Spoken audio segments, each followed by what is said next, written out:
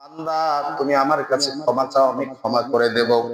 তার মানে চাইতে হবে, না চাইলে কিন্তু কাম হবে না।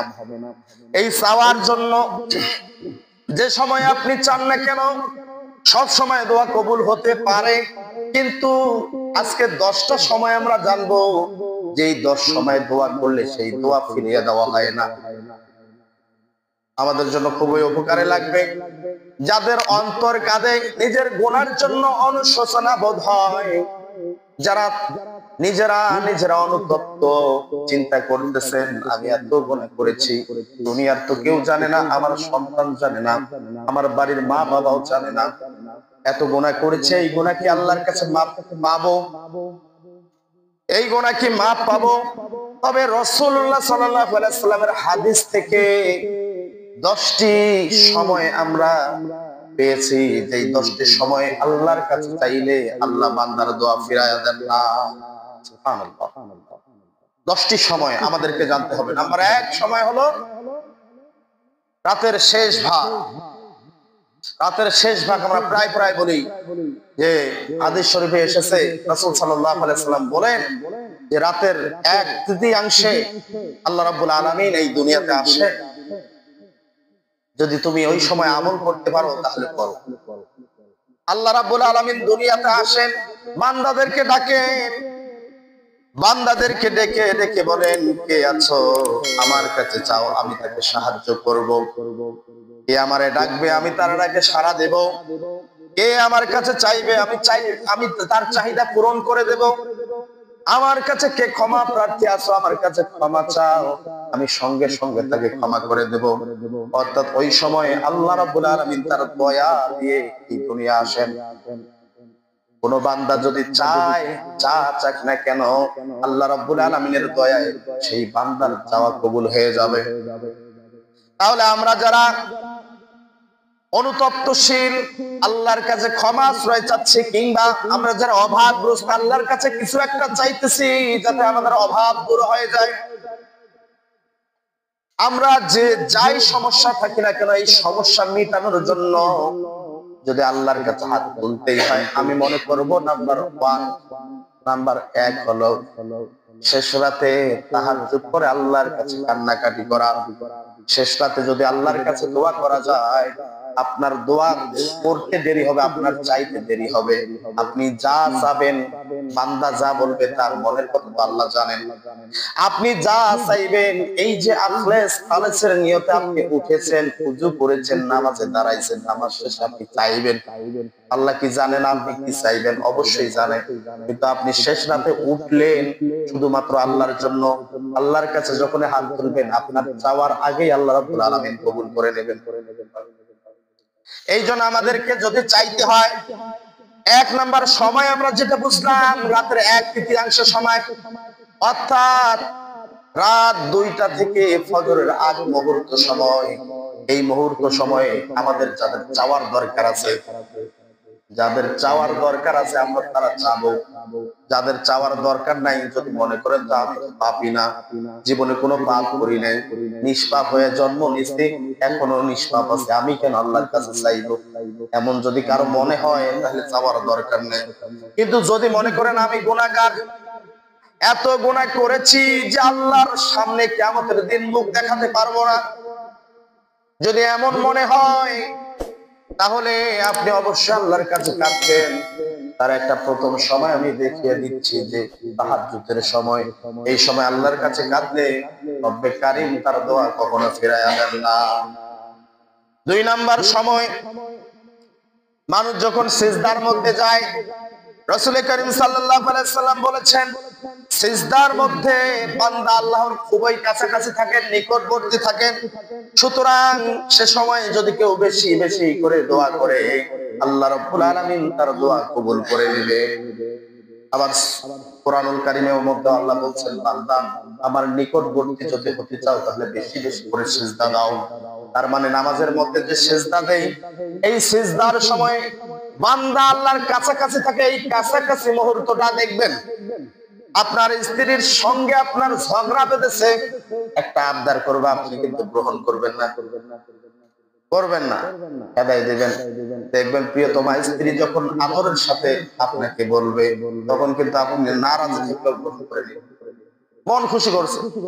তো বান্দা যখন আল্লাহর খুশি সন্তুষ্ট হাসিল করে সিজদার মাধ্যমে কাছাকাছি যায় যখন, এই সময় যদি বান্দা দোয়া করে সিজদার তাসবিহ সুবহান রাব্বিয়াল আ'লা, এটা 3 বার 5 বার 7 বার কিংবা 9 বার পড়ার পর যদি বান্দা বলে রব্বানা আতিনা ফিদ দুনিয়া হাসানাতাও ওয়া ফিল আখিরাতি হাসানাহ ওয়া কিনা আযাবান নার, এত বড় দোয়া পৃথিবীর জমিনে আর কোনো হয় না। রব্বানা আতিনা ফিদ দুনিয়া, হে আল্লাহ দুনিয়ার যত ভালো, দুনিয়ার যত কল্যাণ আছে সবকিছু আমারে দাও, মানে যত কল্যাণ। রব্বানা আতিনা ফিদ দুনিয়া হাসানা ওয়া ফিল আখিরাতি হাসানা, এবং আখিরাতের যত কল্যাণ আছে সমস্ত কল্যাণ আমাকে দাও। ওয়া কিনা আযাবান নার, দুনিয়ার কল্যাণ চাইলাম, আখিরাতের কল্যাণ চাইলাম, সর্বশেষ ওয়া কিনা আযাবান নার, আমাকে দোজখের কঠিনতম আযাব থেকে, কঠিনতম শাস্তি থেকে আমাকে হেফাজত করো।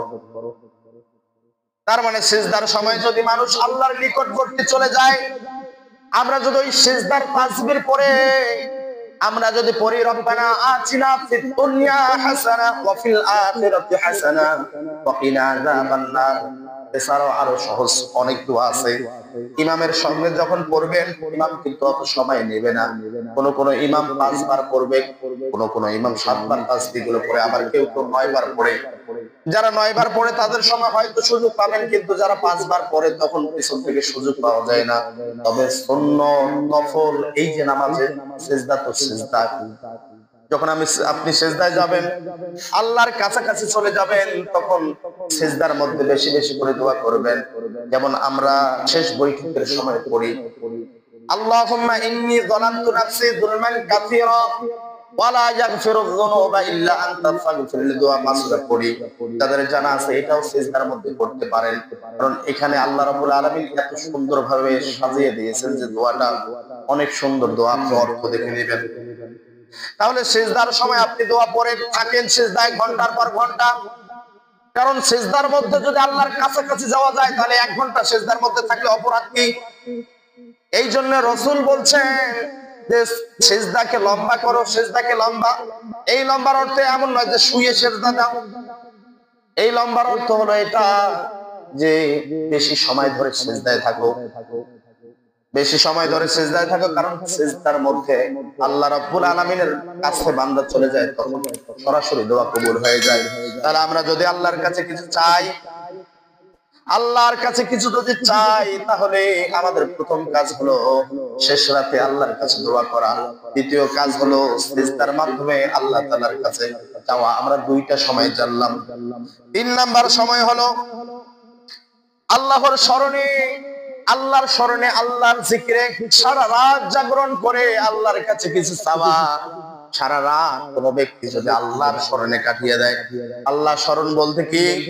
আল্লাহ স্মরণ বলতে জিকির করেও কাটিয়ে দিতে পারে, কোরআন তেলাওয়াত করেও কাটিয়ে দিতে পারে, নামাজ পড়েও সারা রাত কাটিয়ে দিতে পারে, অথবা 2 রাকাত নামাজের সিজদার মধ্যে সারা রাত, অর্ধ রাত গেল 2 সিজদা, আর 2 সিজদা গেল অর্ধ রাত, এইভাবে 2 রাকাত নামাজ পড়েই সারা রাত কাটিয়ে দিল।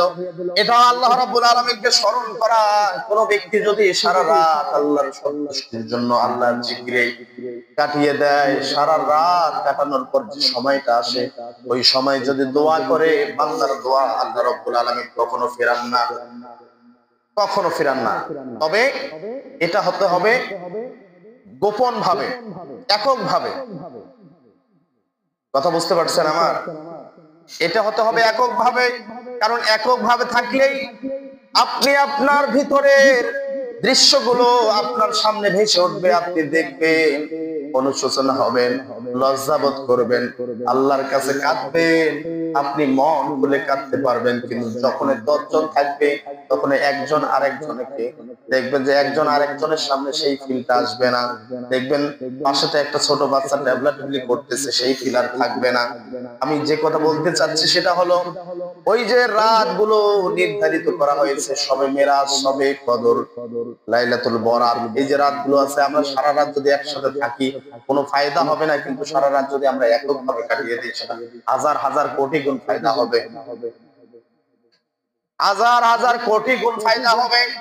তাহলে আমরা তৃতীয় নাম্বার সময়টা বুঝলাম যে ওই রাত্রিগুলো ছাড়াও আপনি যদি যে কোনো একটা রজনী আল্লাহর সন্তুষ্টির জন্য সারা রাত জিকির করে কাটিয়ে দেন, আপনার মনে অনেক ব্যথা, আপনার মনে অনেক ব্যথা, দুনিয়ার সকল কিছুর মধ্যে অন্বেষণ করেছেন কিন্তু সেই ব্যথা ছাড়ানোর ওষুধ পান নাই, তখন আপনি চিন্তা করেন যে হুজুর তো এইভাবে বলছে, তাহলে এখনই ওযু করে নেই, ইশার সালাত করে আপনি যাই নামাজে বসলেন, সারা রাত আল্লাহ স্মরণে কাটাই দিলেন, রাত শেষে ফজর নামাজ পড়ে আপনি দোয়া করলেন, আপনি যা যা চাইবেন আল্লাহ রাব্বুল আলামিন তাই তাই কবুল করবেন।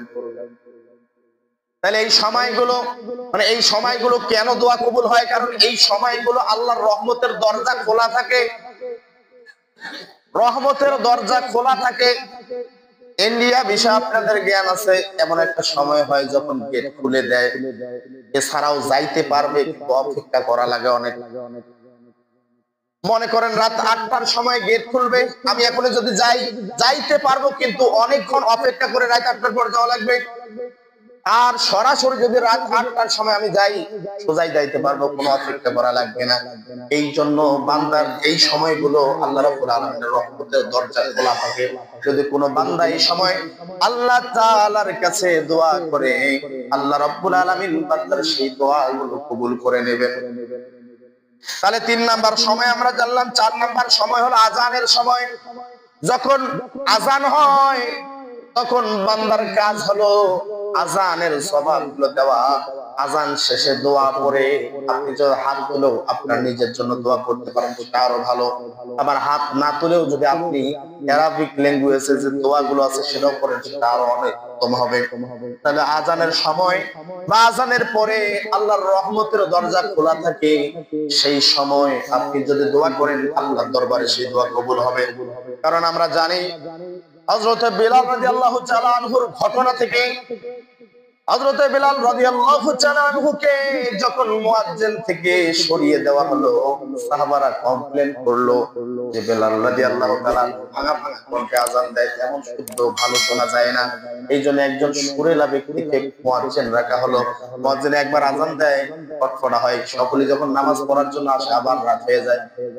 দুইবার আযান দেয়, দ্বিতীয়বার আবার ফটফটা হয়ে যায়, সকলে নামাজ পড়তে আসে, আবার রাত হয়ে যায়। 3 বারের পর রাসূলুল্লাহ সাল্লাল্লাহু আলাইহি ওয়াসাল্লামের কাছে জিবরাইল আমিন এসে বলতেছেন, ইয়া রাসূলুল্লাহ, আজকে কি এখানে আযান হবে না? এখানকার আযান শুনেই তো আমরা আসমানে নামাজ আদায় করি।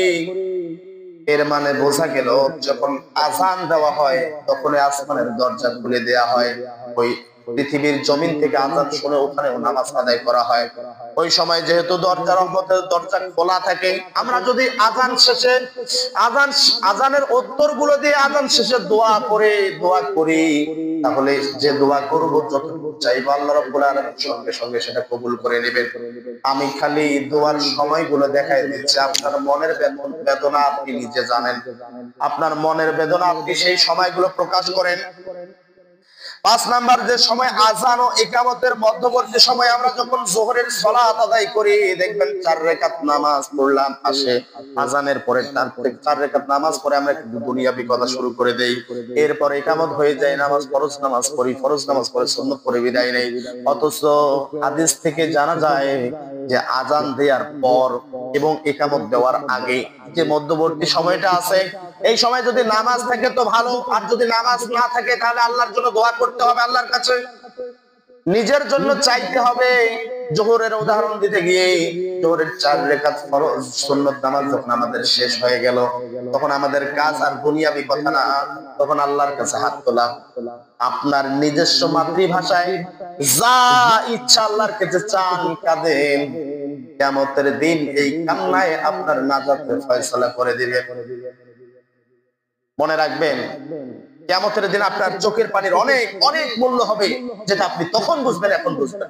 এখন আপনার চোখ দিয়ে কান্না বের হবে না, এখন আপনার চোখ দিয়ে হাসি, উৎফুল্ল, ঠাট্টা, বিদ্রুপ এগুলোই বের হবে।